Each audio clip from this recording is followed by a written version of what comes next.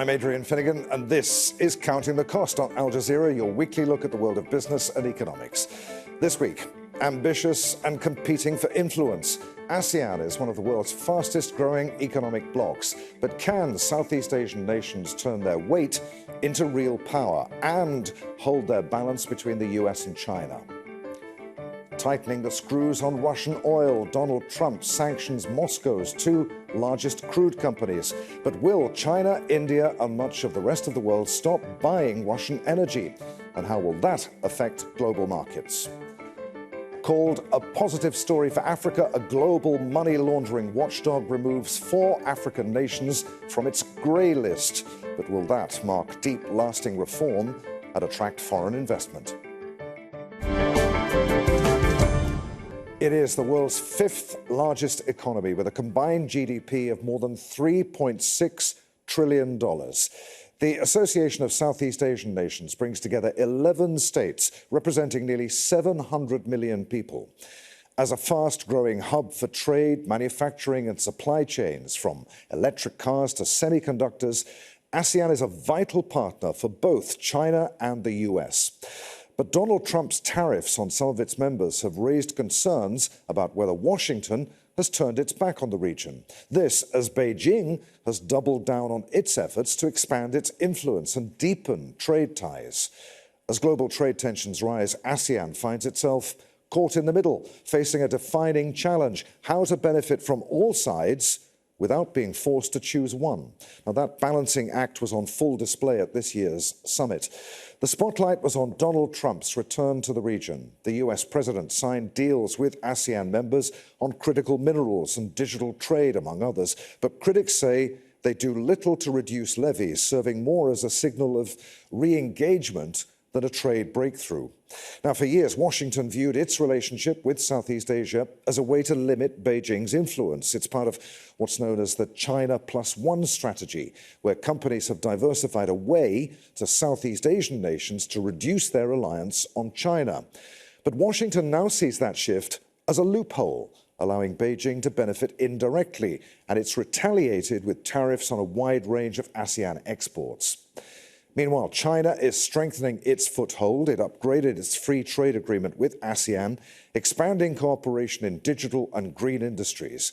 The deal aims to strengthen China's economic ties with the bloc and offset the impact of US tariffs. But ASEAN is swamped with Chinese goods that have undercut local producers. China remains ASEAN's biggest trading partner, with more than $770 billion in bilateral trade last year. Much of this trade reflects integrated manufacturing supply chains. Now, the European Union is stepping up its engagement with ASEAN member nations on free trade agreements. The bloc aims to offer a third path as global powers compete for influence.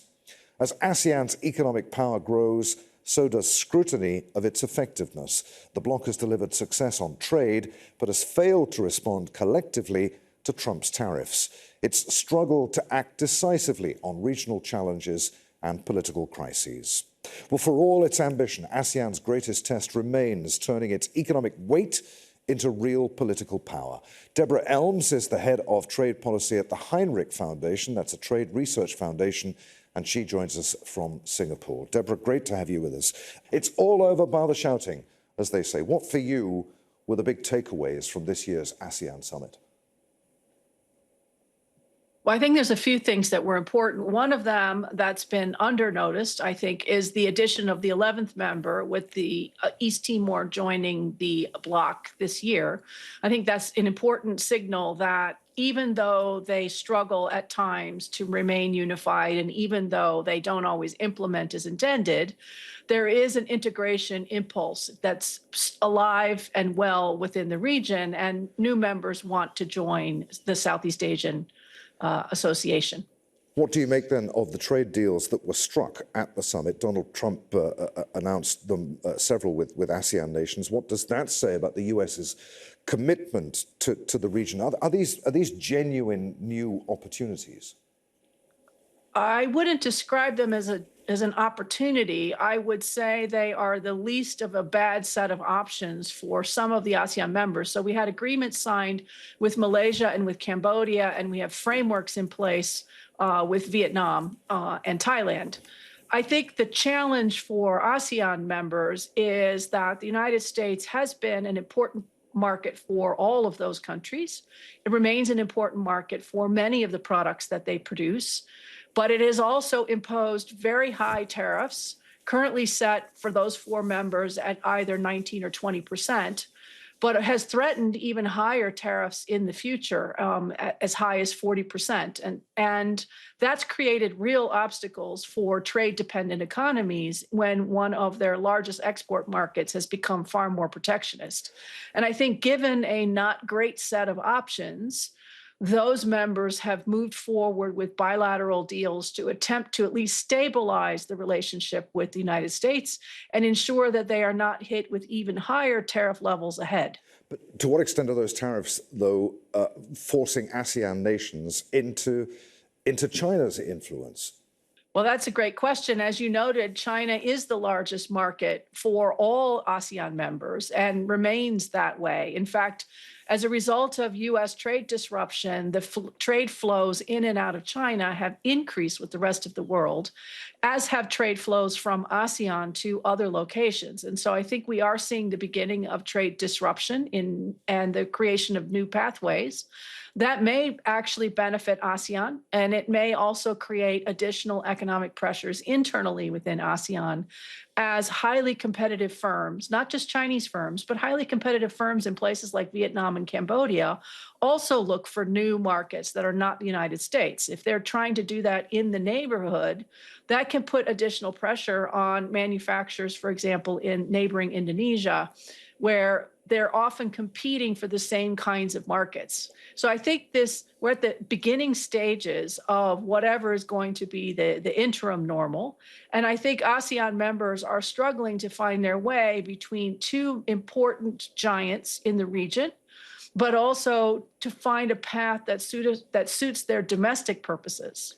Markets breathed a huge and immediate sigh of relief after the meeting between Presidents Trump and Xi at the summit and the mood music that surrounded it. What is the impact on improving relations, trade relations between the US and China on ASEAN? So far, I think it's a little too soon to say. It sounds like the deal that was reached between the United States and China was fairly modest, but certainly everyone is watching to see whether or not the United States and China remain relatively cordial or whether escalation can happen very quickly. And the consequences for Asia and certainly firms within Southeast Asia are significant because they've always said, please don't make us choose.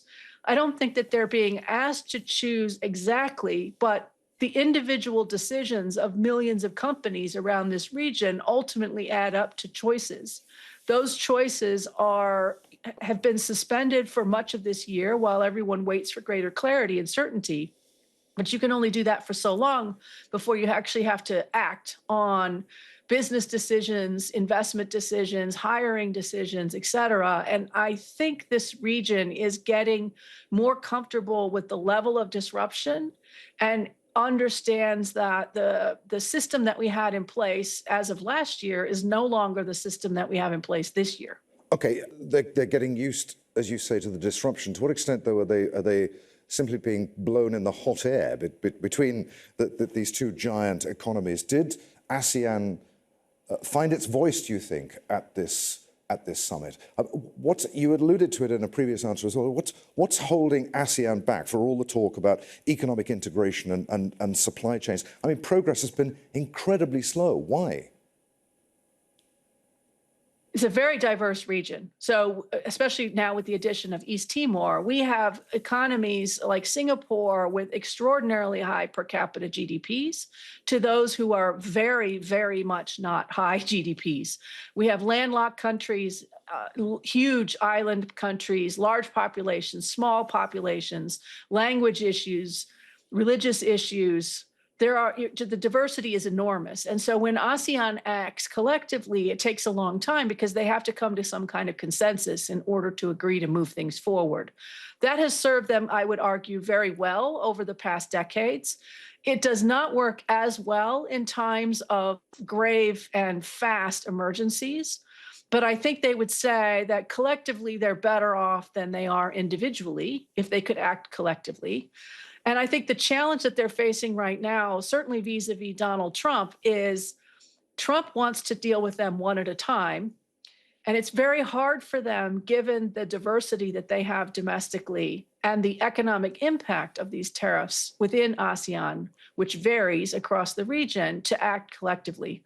And let me just give you one sort of simple example of that. Singapore's existing tariff rate vis-a-vis the United States is 10% because it has a free trade agreement and a surplus, where Laos and Myanmar are sitting at 40% tariffs into the United States on their exports. And so it's very difficult to get Singapore and Laos and Myanmar to cooperate on U.S. policy because the impact is extremely different between those three markets alone. And the rest of ASEAN sitting a little bit more in the middle at 19 or 20%, equally concerned about what the U.S. might do, but the impact on their domestic economy varies. In some places like Vietnam, it's tremendously important because the U.S. market is a key export destination for Vietnam, whereas for others in the region, it's a bit less important. Deborah, I always learn a great deal when you come on the program. Many thanks indeed for sharing your expertise with us once again. Always great to talk to you on Counting the Cost. Thanks. For months, the US has tried to act as a neutral mediator between Russia and Ukraine, but frustration in Washington has been growing over the lack of progress and failed diplomacy. It's now sanctioned Russia's two largest oil companies in a major policy shift. It mirrors earlier moves by the UK and the EU to restrict Russian oil and gas exports. The new measures are aimed at squeezing Moscow's energy revenues, the lifeblood of its war economy. But they also risk disrupting global energy flows and raising prices for consumers like you and me. This as China, India, and other Asian buyers are still taking in much of Russia's crude. Michael Apple reports. After repeated threats, US President Donald Trump is looking to cripple Moscow's biggest source of revenue funding its war in Ukraine: oil. Washington last week imposed sanctions on Russia's largest oil companies, Lukoil and Rosneft, jointly exporting more than half of the country's 4 million barrels of crude per day. The move follows similar steps by Britain a week earlier, when the UK imposed 90 new sanctions on Russia, also targeting 44 tankers in its so-called shadow fleet. Moscow's biggest customers, China and India, are now under pressure to halt purchases of Russian oil, more than ever before. These are tremendous sanctions. These are very big. Those are against their two big oil companies, and we hope that they won't be on for long. We hope that the war will be settled. Russia is batting away suggestions of how impactful these new measures will be, with the foreign ministry saying the country's developed a strong immunity to Western restrictions. But the measures may already be biting, with Lukoil announcing the sale of its international assets. President Vladimir Putin's investment envoy, however, continued to talk tough on a recent trip to the US. We will continue discussions and dialogue with the Americans, clearly communicating Russia's position that our national interests be respected and that these sanctions and unfriendly measures will have absolutely no impact on the Russian economy. By some estimates, a loss of access to Asian markets could see Russia forfeit more than $7 billion in monthly revenue. And anyone who buys Russian oil risks losing access to the dollar-based financial system. For more than 3.5 years, every time Volodymyr Zelensky spoke to his allies, he asked for two things: more sanctions on Russia and more weapons. Kyiv shifted strategy this year and has been stepping up drone attacks on Russian oil refineries, the damage reportedly causing as much as a 20% drop in revenue. But Zelensky knows military strikes aren't enough. 19th package is very important, and of European leaders, of EU, but American sanctions are also very important. And this is a good signal to other countries in the world to join the sanctions. Ultimately, how successful Trump's new sanctions are depends largely on how compliant India and China are in cutting their energy dependency on Russia. Washington's threats of imposing ever greater tariffs on both nations may be an added incentive. Mike Lappel, Al Jazeera, for Counting the Cost. Adi Imsirovic joins us now from Oxford. He's a lecturer in energy studies at Oxford University and the former global head of oil at Gazprom Marketing and Trading. Good to have you with us, Adi. How significant are these sanctions? Are they really going to disrupt Moscow's ability to fund its war in Ukraine? These are the most significant sanctions so far, and I think what makes them rather special was the fact that for the first time we see the United States, Europe, and UK coming together in a synchronized way. It was first the UK just over a week ago with sanctions against some Chinese companies. Then Europe came out with their set of measures, and the United States obviously now blacklisting two largest Russian oil producers. The two companies constitute over half, well, probably 40 to 50% of all the Russian exports. So it's absolutely massive. And what makes it really interesting is that all these exports are at the moment due to earlier sanctions. They are all focused on two countries because that's where most of the Russian oil goes. About 2 million barrels go to India, and on and off, just over 2 million barrels also go to China.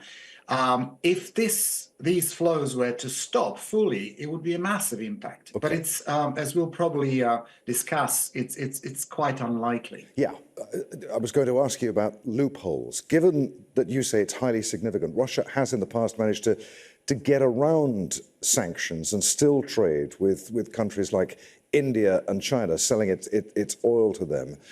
Is it going to be able to get around these sanctions this time? Well, to start with, I think what will happen is that India is a slightly, well, let's separate them, put them in two different baskets. First of all, India has the issue of tariffs with the United States. So my thinking is that India or Narendra Modi may use this as an opportunity to probably agree with Trump, provided he gets something back in terms of lower tariffs. I think it's very likely because India is a lot more exposed, but also India has a lot more other means of supplying oil. So for India, it shouldn't be a problem. For India, it's a financial problem because they will be losing some roughly $5 a barrel of discounts they're currently getting on Russian oil, which amounts to quite a lot, probably, $250 million each month. So for India and Indian refiners, it's a big deal. For China, it's slightly different. They do have Russian oil coming on the pipeline. It's very unlikely that oil will stop because the refineries that use that oil are inland refineries in China. They don't have other availability of oil. Also, state oil companies will probably almost certainly back off from buying Russian oil, but so-called independent refiners or teapots may well continue. All right. After all, there are still hundreds and hundreds of vessels that are part of the Russian Grey Fleet, and Russia has had a lot of time to prepare for this. From what you've just said, I'm guessing that perhaps consumers in India might feel this. What does it mean for the rest of us, for you, me, and people watching outside of India? Is there going to be some sort of price shock? Are we going to feel this at the petrol pump? No. What will happen, we already have higher prices, but not a price shock. So we've seen prices go by about 4 or 5%, which is not very much. And why is that? The reason is that we have a glut of oil at the moment.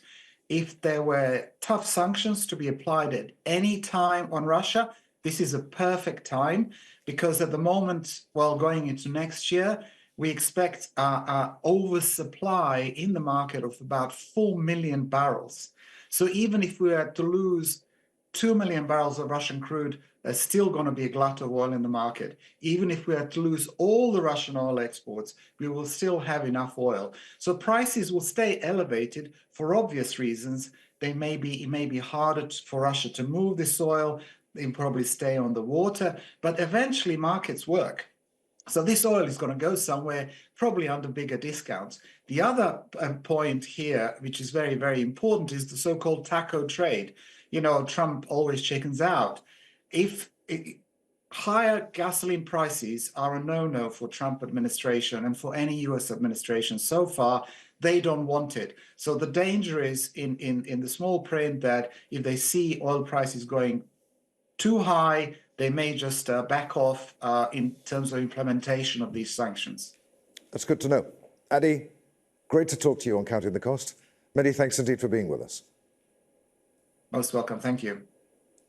Now, it's seen as a relief for banks and investors in some of Africa's biggest economies. The Financial Action Task Force has removed South Africa, Nigeria, Mozambique and Burkina Faso from its grey list. That means they are no longer under increased monitoring by the Paris-based global financial crime watchdog. The body said that it was taking the four nations off the list after they'd shown positive progress in tackling shortcomings within agreed timeframes.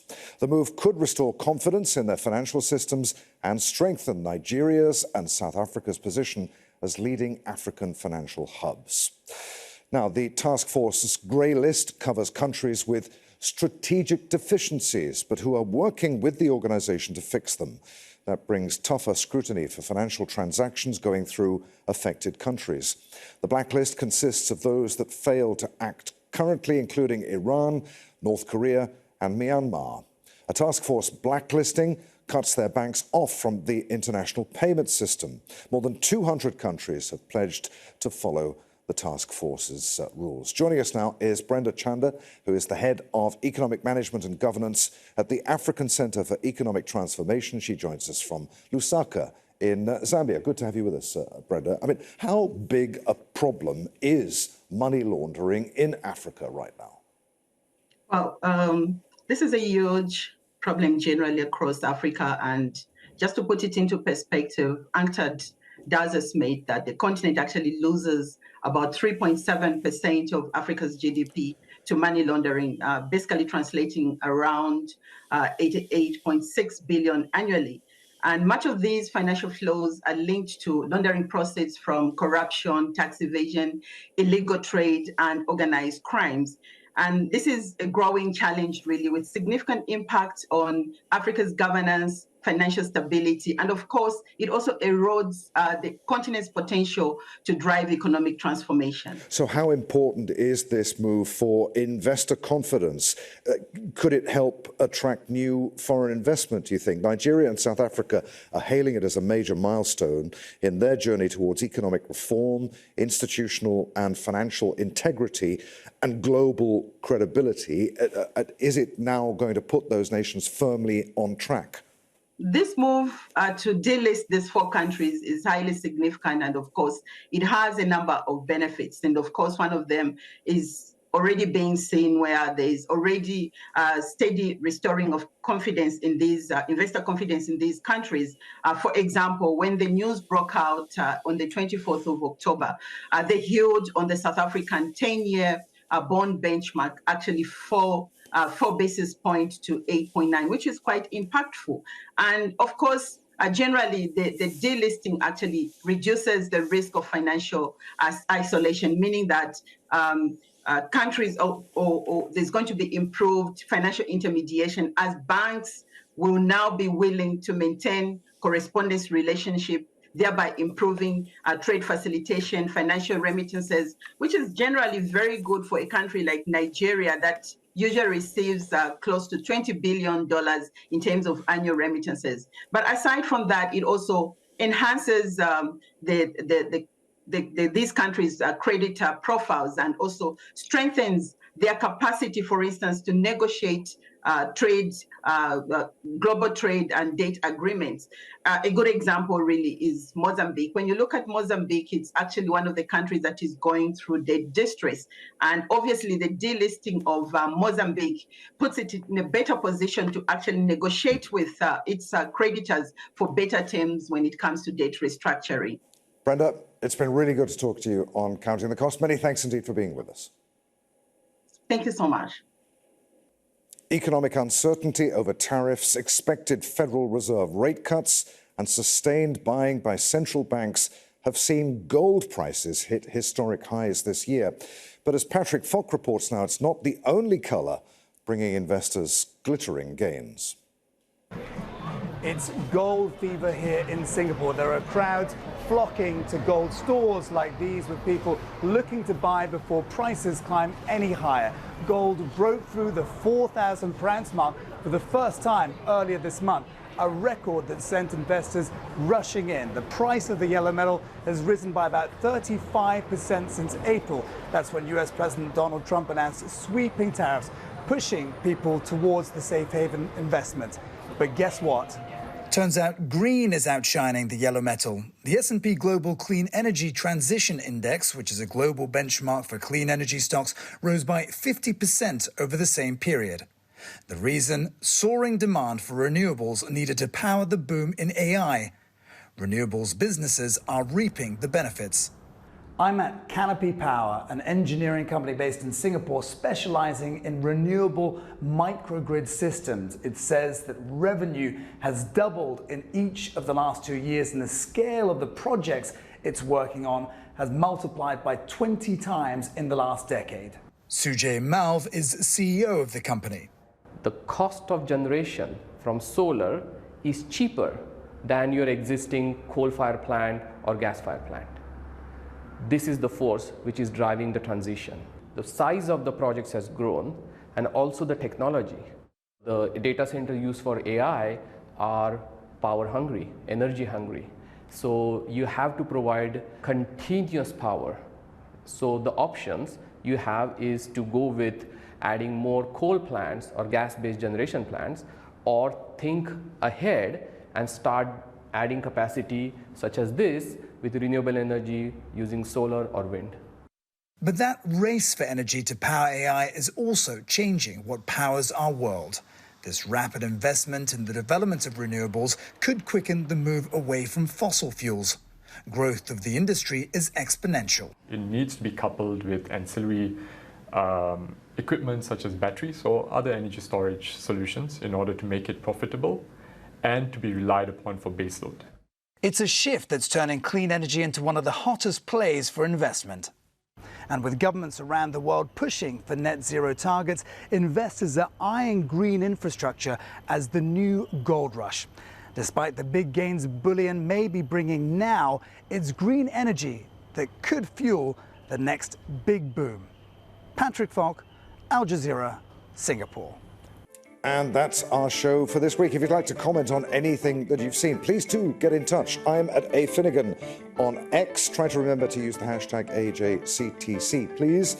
Or you could drop us a line. Countingthecost@aljazeera.net is our email address. As always, plenty more for you online at aljazeera.com/CTC. That takes you straight to our page. And there you'll find individual reports, links, and entire editions for you to catch up on. But that's it for this edition of Counting the Cost. I'm Adrian Finnegan from the team here in Doha. Thanks for being with us. The news on Al Jazeera is next.